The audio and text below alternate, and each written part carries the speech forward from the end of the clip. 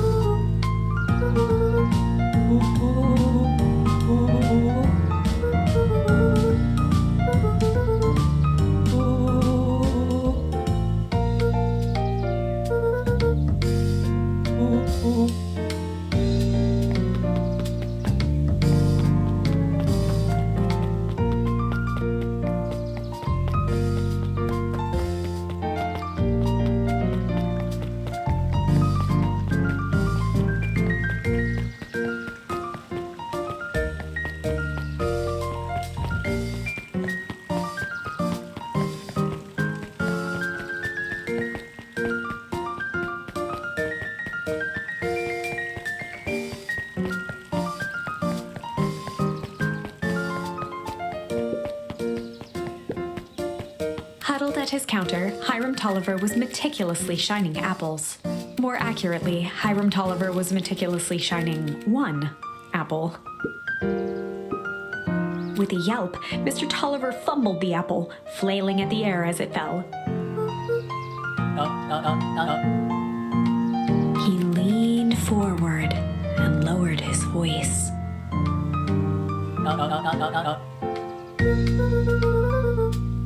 He leaned in a bit further.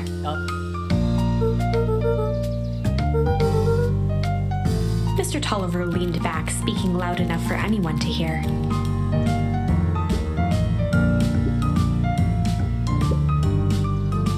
He reached forward and snapped up the jars of jam, giving Luca a little wink.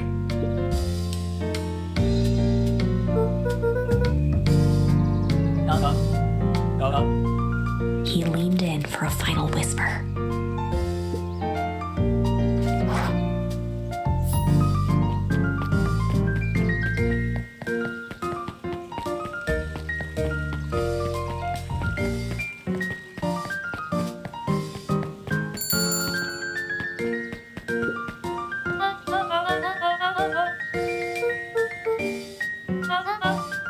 She leaned forward and pinched Luca's cheek.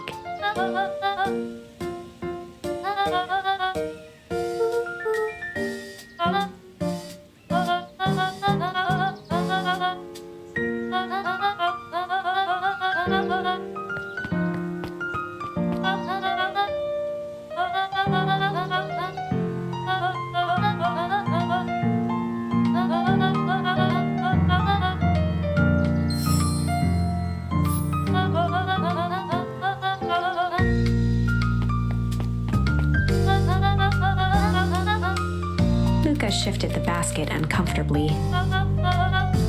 Mrs. Fratelli lifted the cloth and inspected the jam. She carefully lifted out her jars of jam.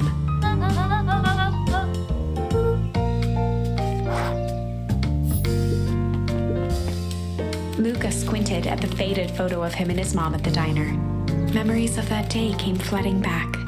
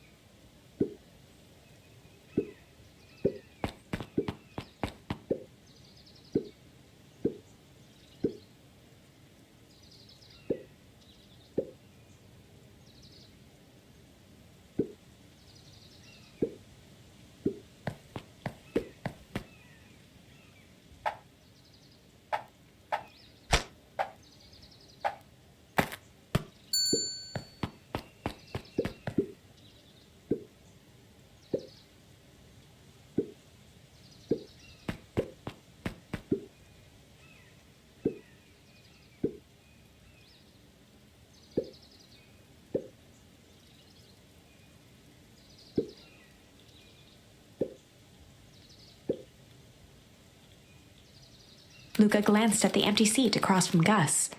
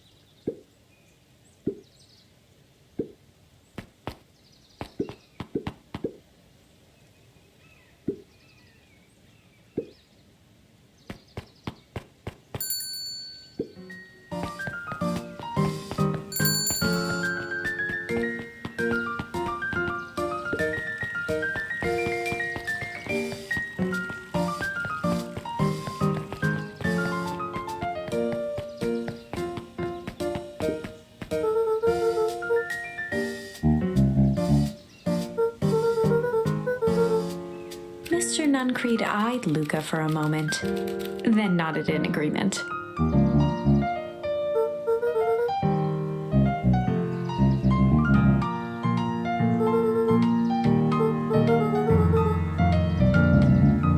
Nuncreed snatched the basket from Luca.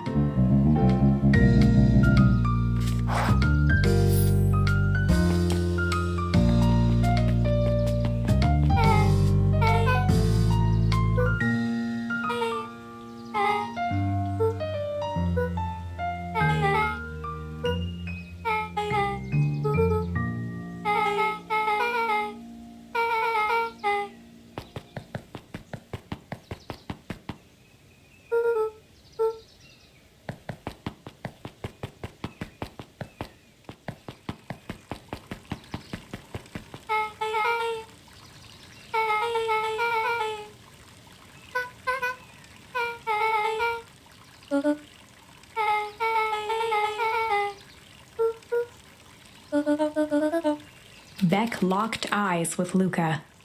The look on her face was equal parts expectant and desperate.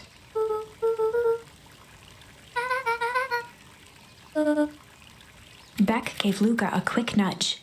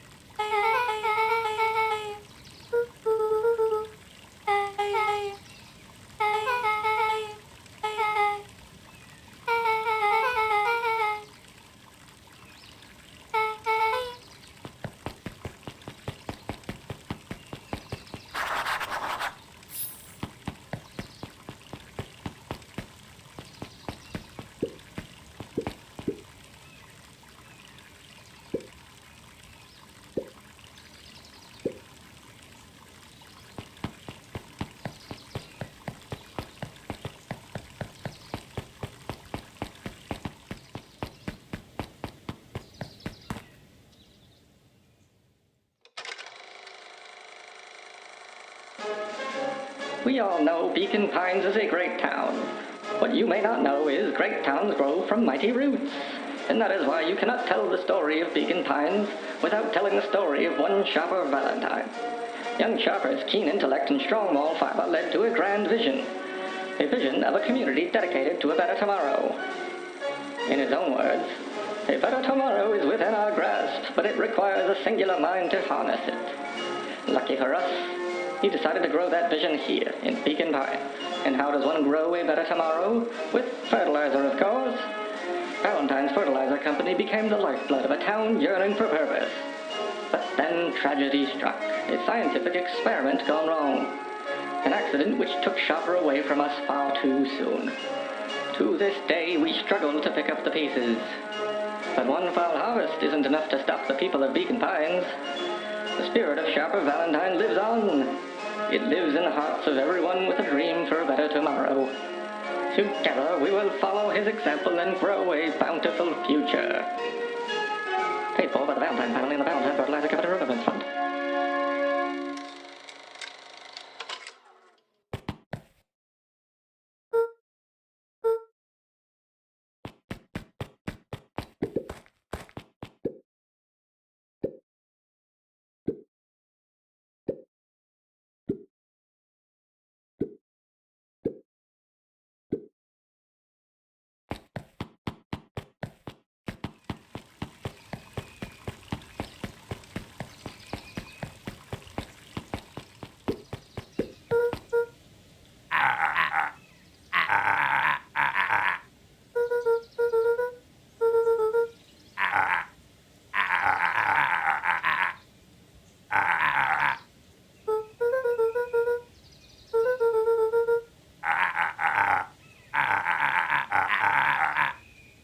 Jeff dug through his pockets for a bit.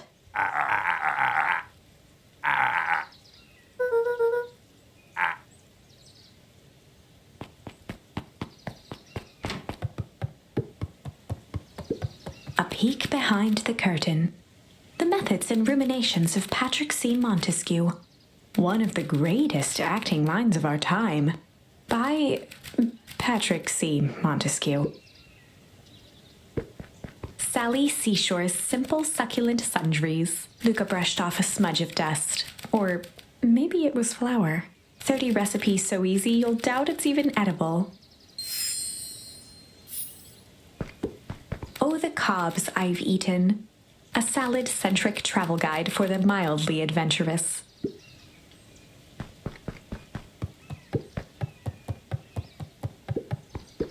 The bottom corner shelf was a dusty array of thick science books.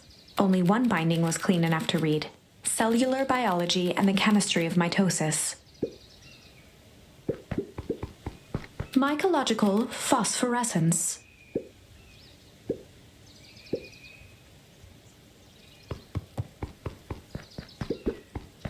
The entire top level of the library was devoted to comics, most of which were Hank Atomic and the myriad of lesser revered spin-offs.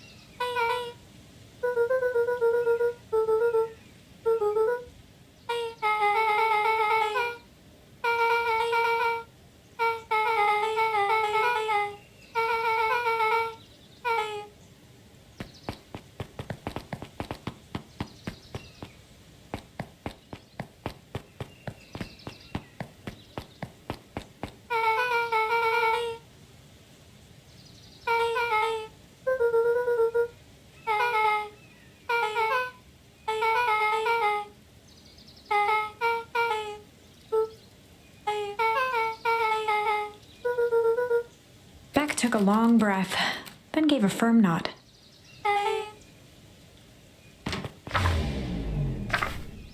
Chapter 4. Dinner with the Moedwils. Ilona Moedwill was worried about change. A gardener at heart, she understood the necessity of change, relied on it even. But there was a difference between the controlled world of her plants and this cluttered cottage in a strange town. Almost done. Nellie was a blur of activity, digging through boxes. Sorry, love, couldn't find the dishes. We'll have to make do with paper plates. Dinner went by without much conversation. As she watched Beck and Luca finish up their pizza, Ilona let herself relax into the chair. The things she cared about were still here. Nellie finally had the job of her dreams. Beck was beginning to take root. Ilona's task was simply to tend to them. She could do that.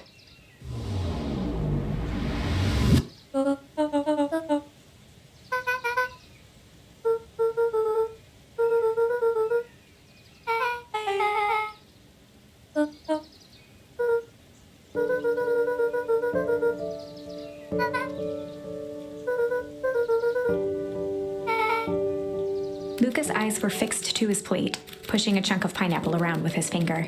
Nellie was the one who eventually broke the silence.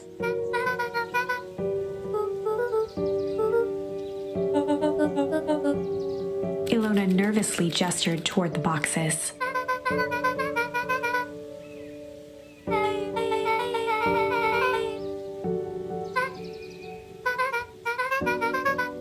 Luca wiped his face with his sleeve. Beck gave Luca a swift kick under the table.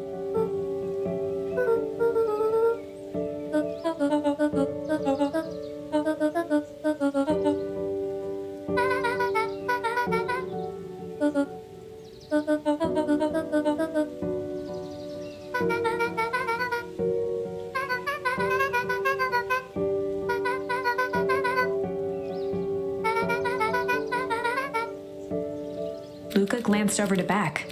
She seemed to be holding her breath.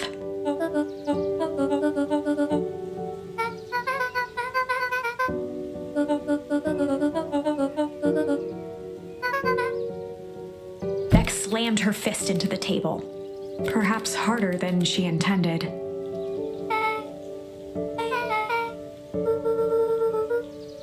Luca glanced outside to gauge the time. The sky was darker than he expected, filled with ominous clouds.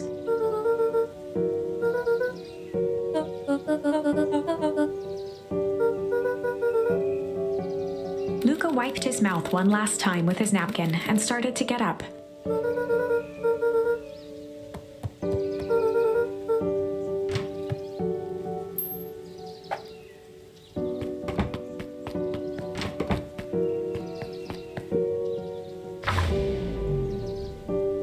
Surprised, Luca turned around. He knew Rolo could be prickly around new people.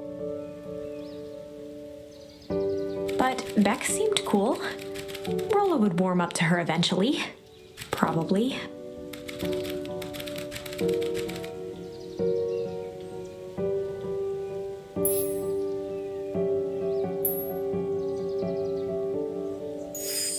Luca began to respond, but the sky answered for him as the clouds above began to break, revealing patches of star-filled summer night. Moonlight filtered down, shimmering in the treetops.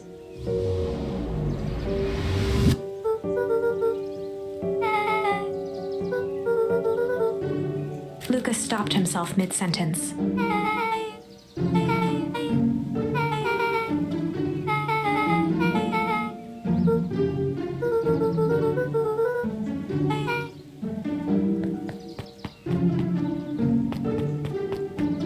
Luca saw Beck skulking by the gate.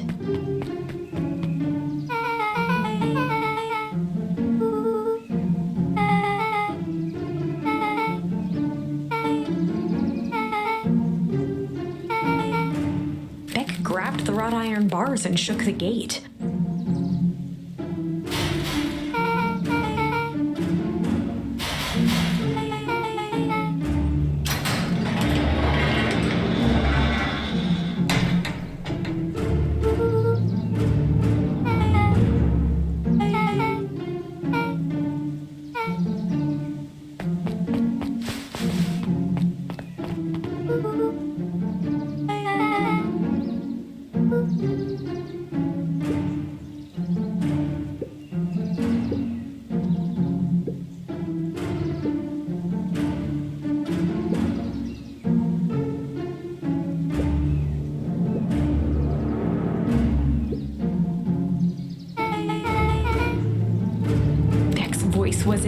excited whisper.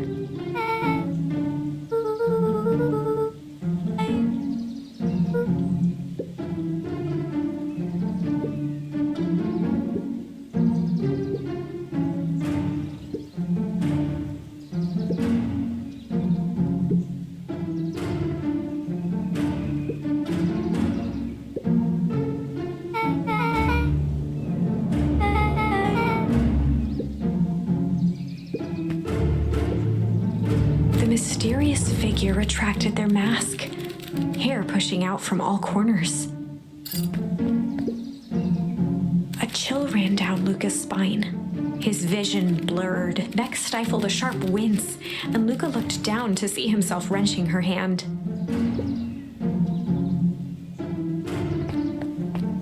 Gran tousled her hair back under the face mask.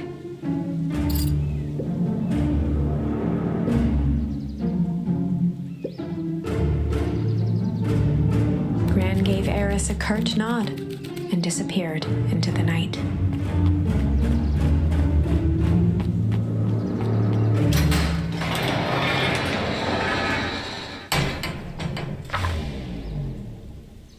Chapter 5. What big ears you have! Luca sat shivering in the bushes, staring at his feet. After checking to make sure the coast was clear, Beck gave him a gentle tug on his sweater.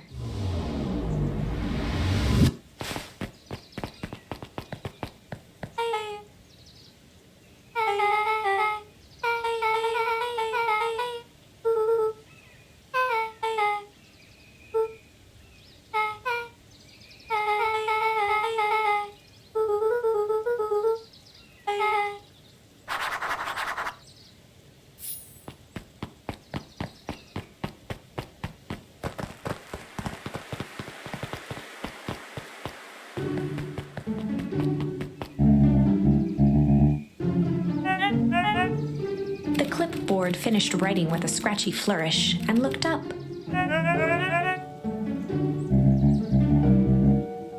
Mr. Nuncreed, arms crossed over his paunch, gave an exhausted sigh.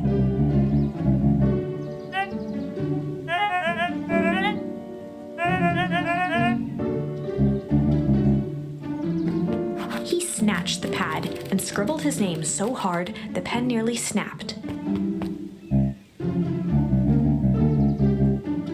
Clipboards looked at each other for a moment, almost pondering the possibility, then broke into laughter as they walked away.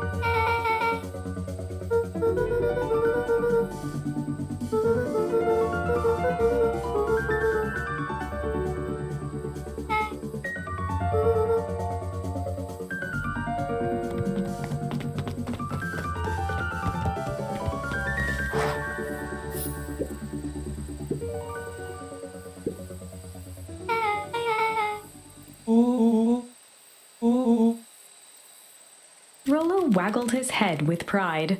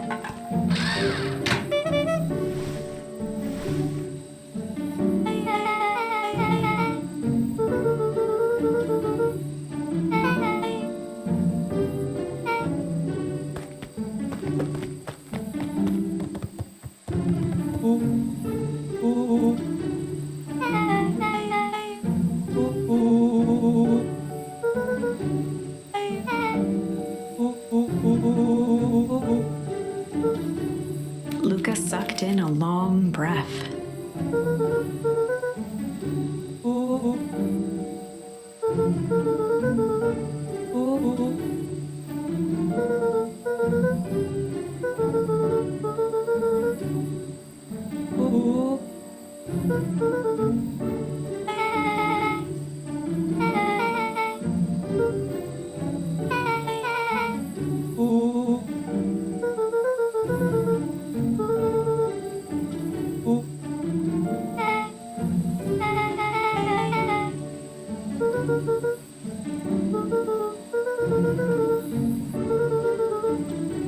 Rolo let out a low whistle.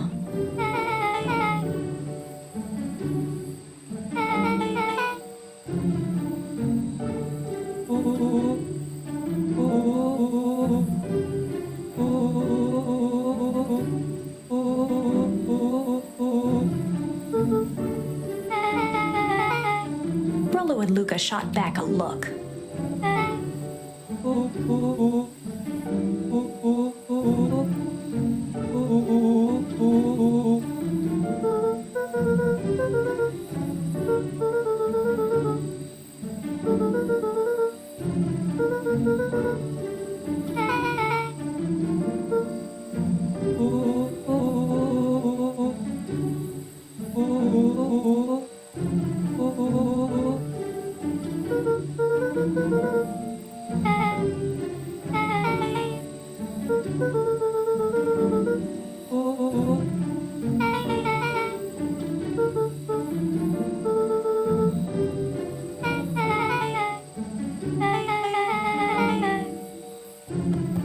Luca gazed out the window.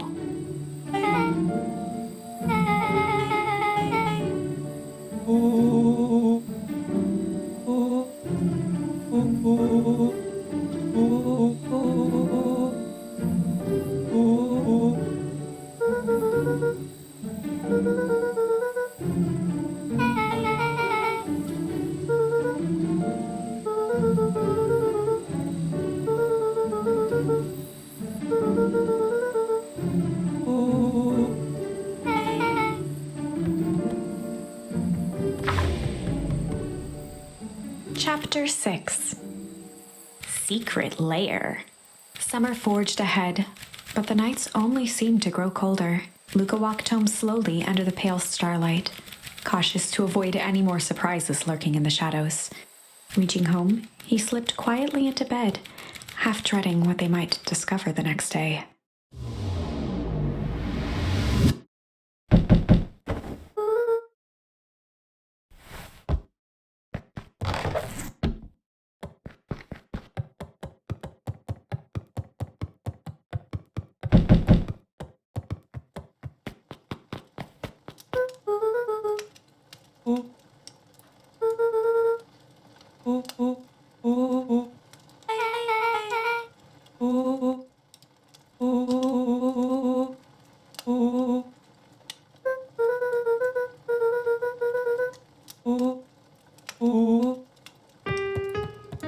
Luca and Beck rolled their eyes as Rolo strutted across the room.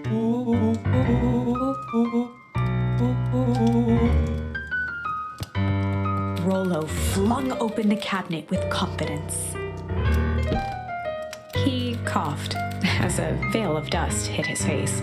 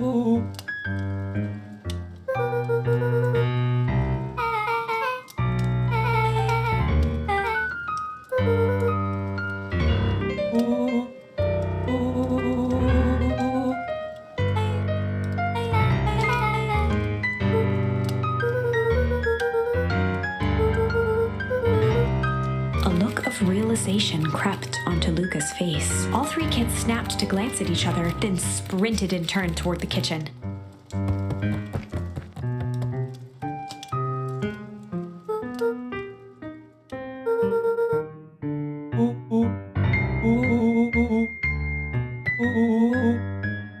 Before he could finish, Luca scrambled up Rolo's back.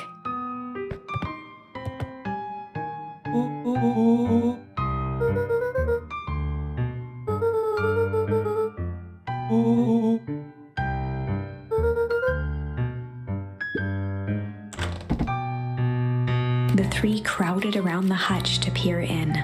With the glass doors opened, a perfect porcelain display gleamed in front of them. Their eyes searched for anything amiss, but the only distinct feature was its impeccability.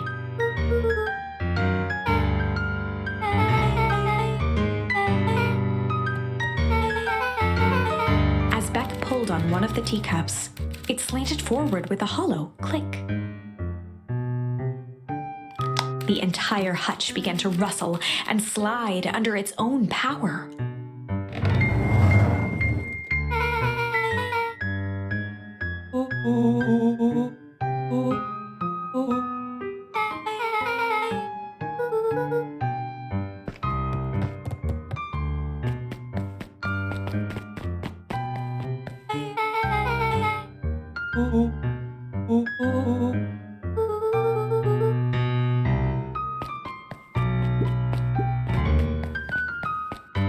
A spider web of string connected photos of people from the town, interspersed with hastily scrawled notes.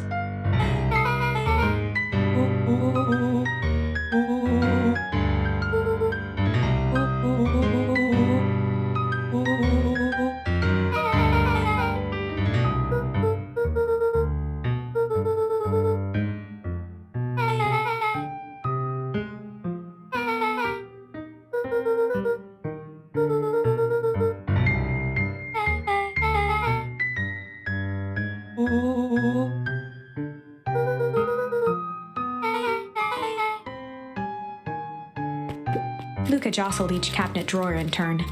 Only one was unlocked. He fingered through the filing cabinet, pausing at a bulging folder labeled Walter. For a long moment, he just stared at it.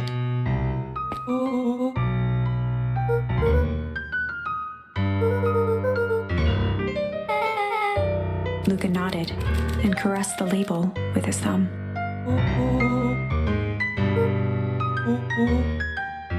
Rolo swiped the folder from the drawer and began leafing through the pages. He whistled to himself, barely looking at the text.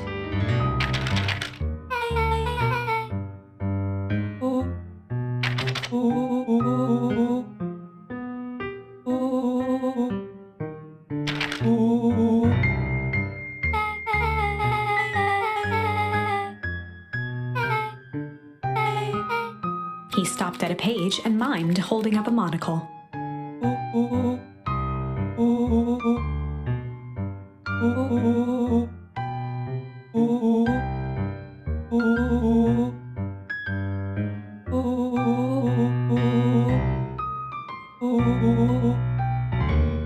looked up with heightened surprise.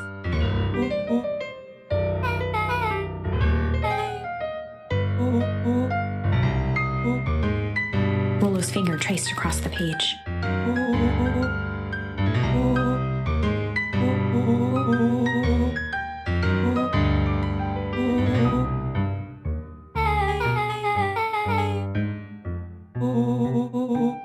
Rolo scanned through several more pages.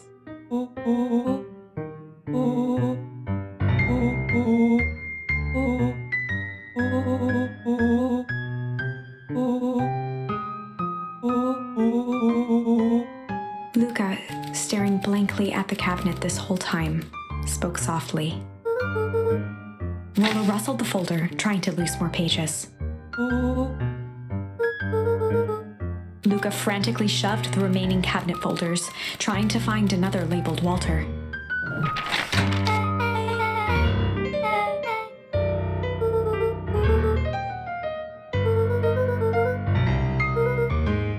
Luca slammed the drawer shut.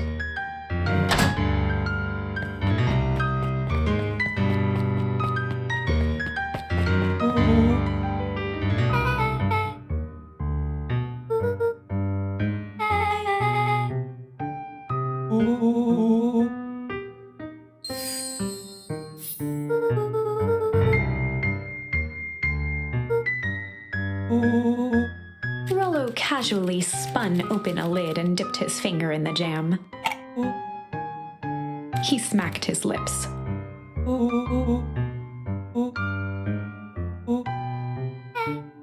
Rolo plunged his hand in the jar, fishing out a soggy slip of paper. Rolo offered the slimy note to Luca and licked his fingers clean.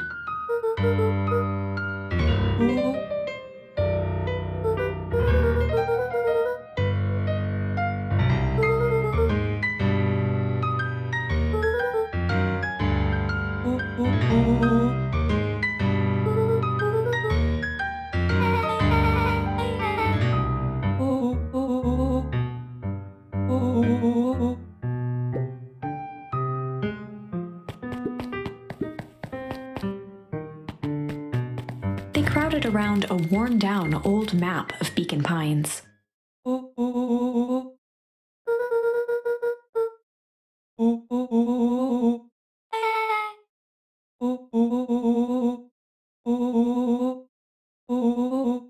Rolo carefully traced the path with his finger. He jabbed down at the end point.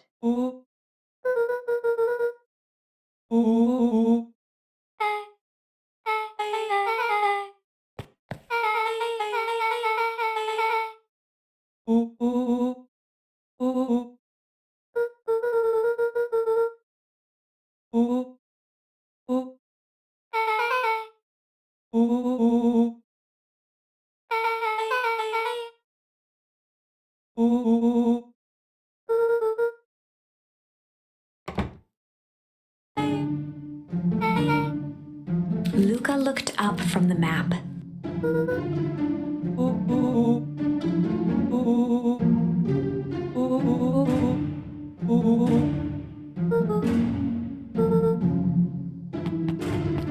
Beck flicked off the light, and they became statues in the dark. Overhead, creaking floorboards bent under slow, deliberate steps. The kids looked up, the tilt of their necks following each footfall.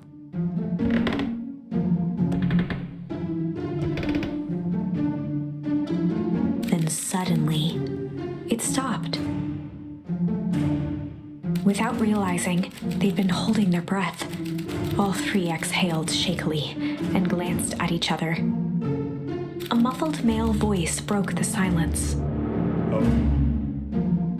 A final few footsteps reached the entrance above them, and the voice now echoed down the stairs. The three kids shuffled to the corners without a peep. As he began to descend the stairs, the man's voice punctuated every new step. Thump. Thump. Thump. Thump. Thump. At the bottom random step, the man paused, squinting to search the room for signs of life. Rolo shifted suddenly. Luca gave him an intense, chastising look and whispered through clenched teeth. It was too late. Rolo was already inching toward the stairway. He screeched as he charged toward the shadowy figure. With all his weight, Rolo tackled the man to the ground.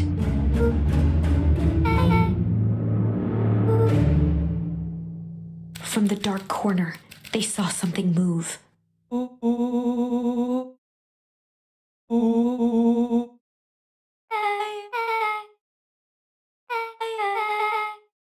Luca scrambled to the hunched figure on the ground. Pressing his fingers to the man's neck, he sighed with relief. As Beck flicked back on the light, Luca and Rolo both gasped in stereo.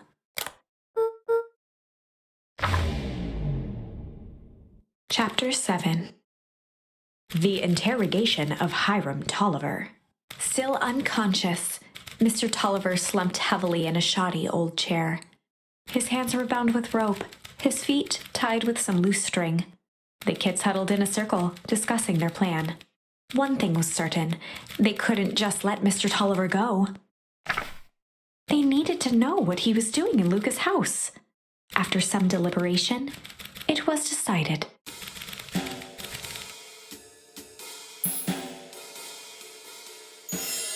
They'd run the classic good cop, chill cop interrogation.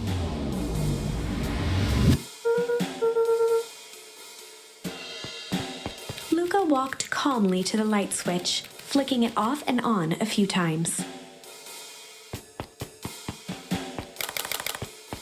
Mr. Tolliver shook his head, gathering his wits. He looked over to find Luca, who returned a calming grin.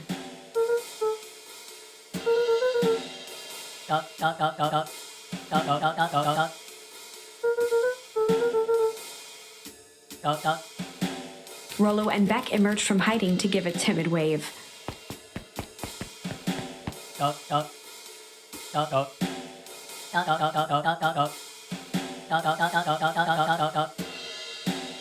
Luca glanced over to Rolo and Beck, who replied with skeptical looks.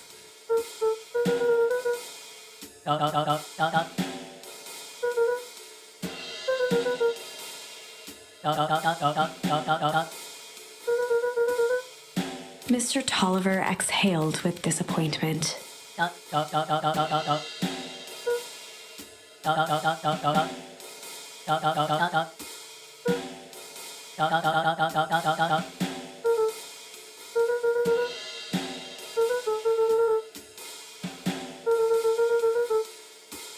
Luca gestured to the corner.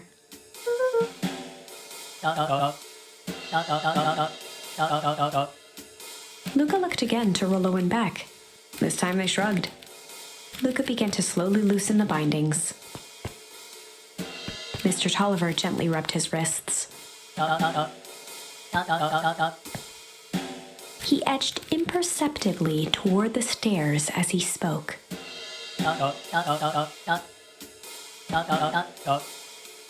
Before the kids had even noticed his movement, Mr. Tolliver was at the light switch.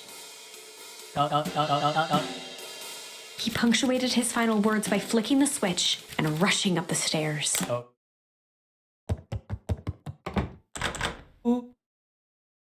Beck darted to the wall and turned back on the lights.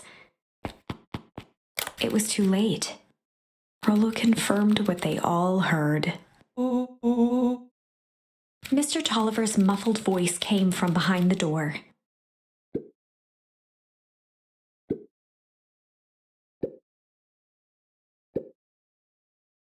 They looked bewildered at each other.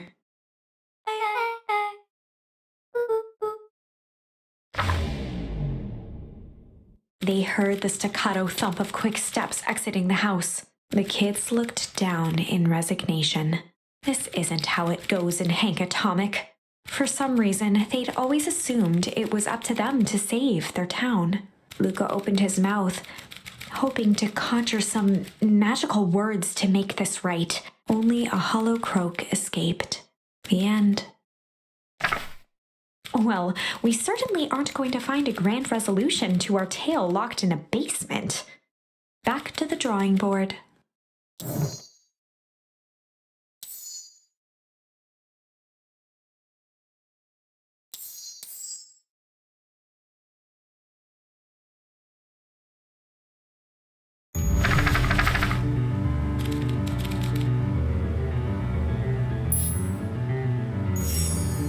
Well, time to bust out the tickles.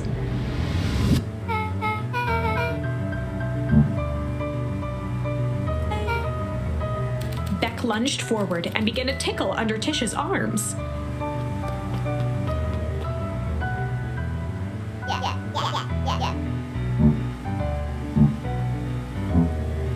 Tears began to form in Tish's eyes as she gasped for breath between gales of laughter.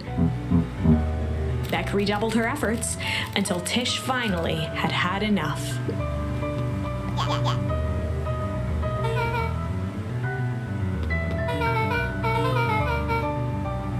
Iggy's eyes darted around, a realization dawning on his face that he was now outnumbered.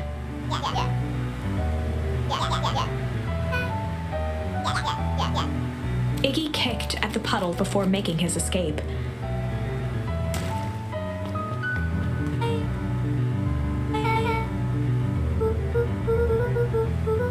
Beck shook the ooze out of her hair as best as she could.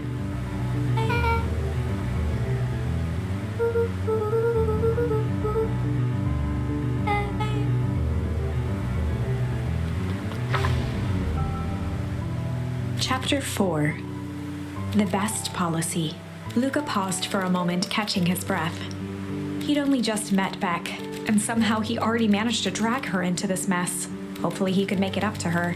But finding Rolo was his primary concern.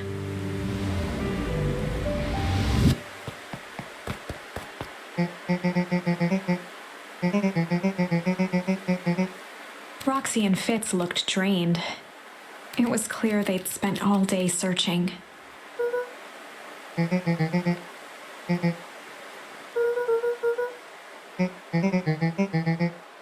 Roxy's temper could often be dismissed as the impatience of an older sibling, but this was the most intense Luca had ever seen her. Her eyes were wild and unfocused, looking straight through Luca. In a torrent of rambled words and tears, Luca broke down.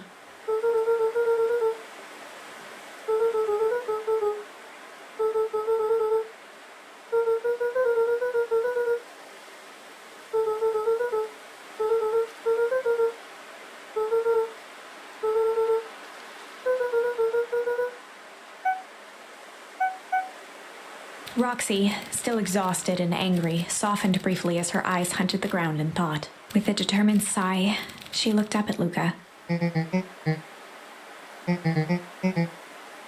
Roxy drew herself up.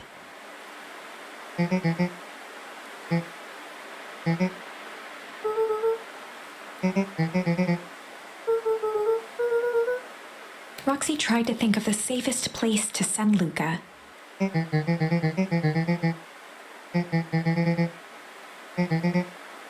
Luca wiped his cheeks and gave a quick nod.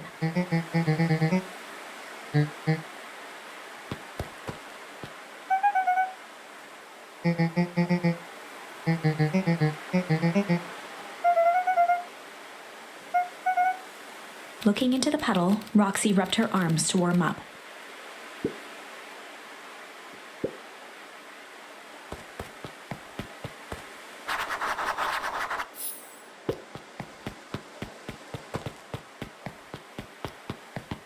Mr. Nuncree jumped with a start.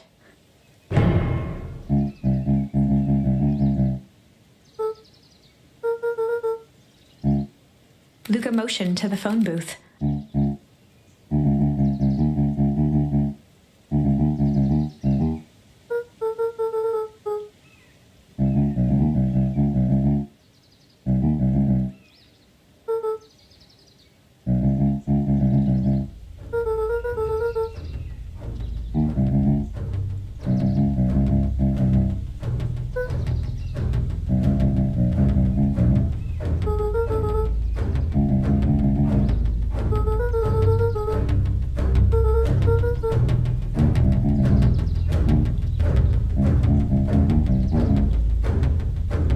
Mr. Nuncreed gently placed one of his substantial hands on Luca's shoulder.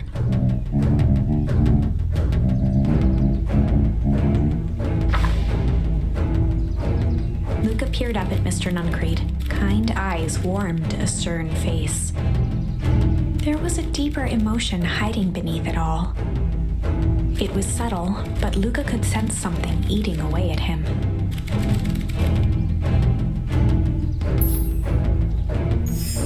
There was a shame lurking behind those eyes.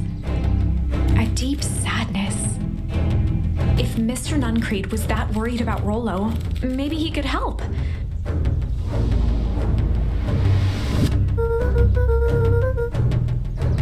Mr. Nuncreed raised an eyebrow.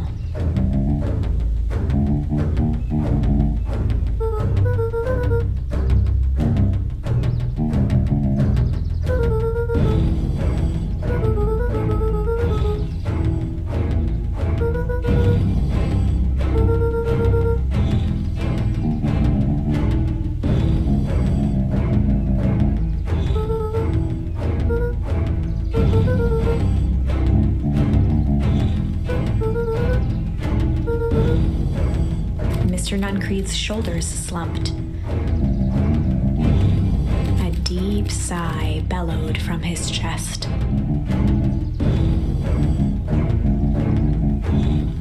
Luca attempted to take a step back, but Nuncreed's hand clamped down on his shoulder.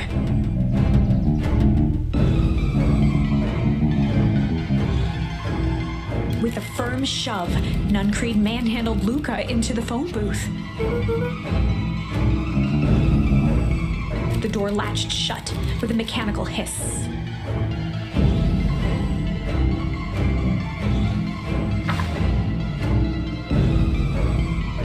As Luca pounded the glass, the floor dropped from under his feet. The inside of the phone booth was now a loose capsule plummeting at gravity's whim. Luca winced and pressed his hands to the walls. As he braced for impact, the capsule hurried to a surprisingly smooth stop. He felt a cold rush of air and opened his eyes with hesitance. Two large figures in hazmat suits occluded his view. Luca heard the deep, resigned voice of Mr. Nuncreed over an intercom. He knows too much. The end. Wait. No. This isn't the end. I know there's still much more. Somehow this went wrong. Okay, let's try something else.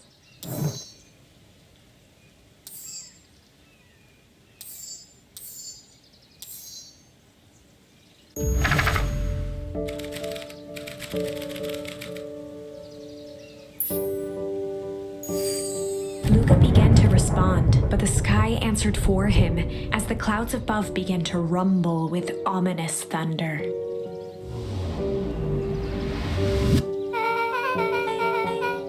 Luca surveyed the roiling clouds.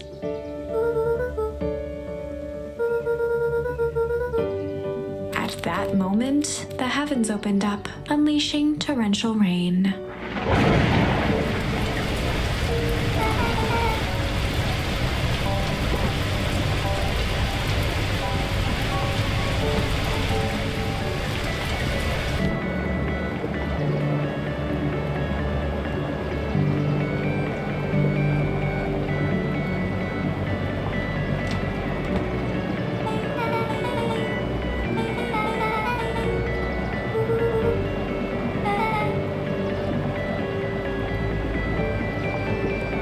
Squinted into the eye hole of the microscope.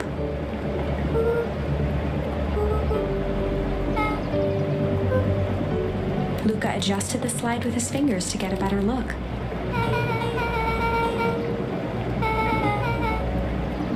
Luca wiped his hand off on his sweater and gave a nervous laugh. Beck looked down, timidly tapping the ladder with her feet.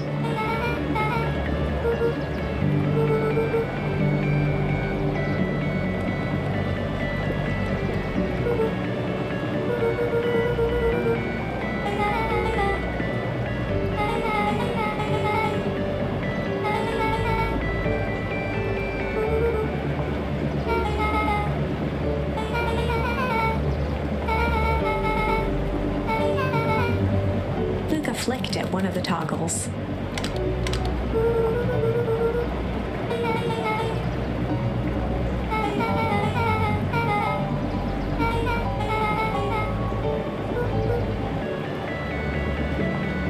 Luca bent down to examine the bouquet of wilting flowers. Judging by the odor, they were well past their prime.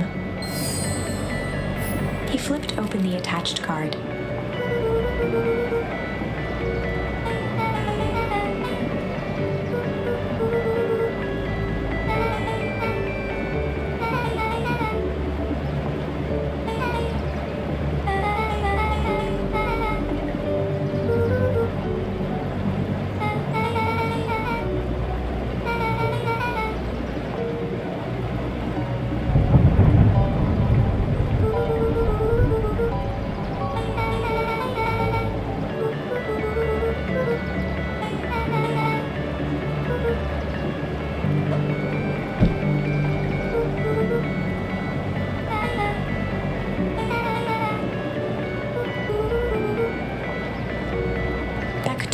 To watch the rivulets of water running down the window.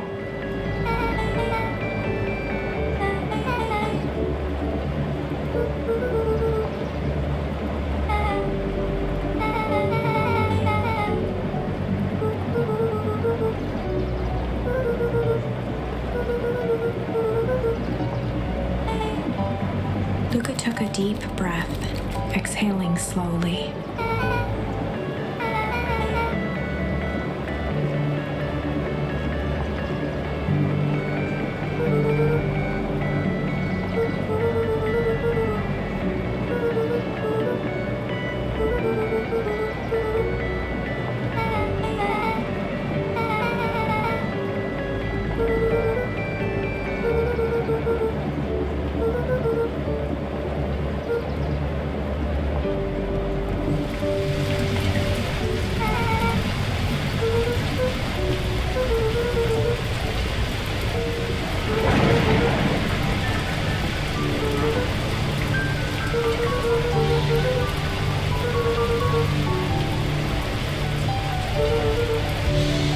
Luca let out a feral scream that echoed into the night.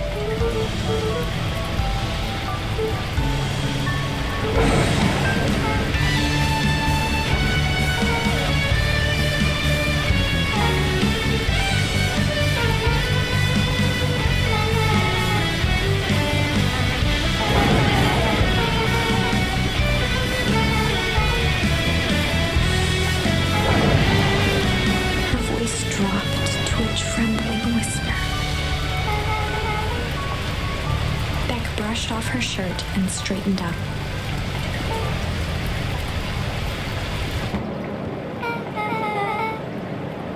As abruptly as it began, the storm abated.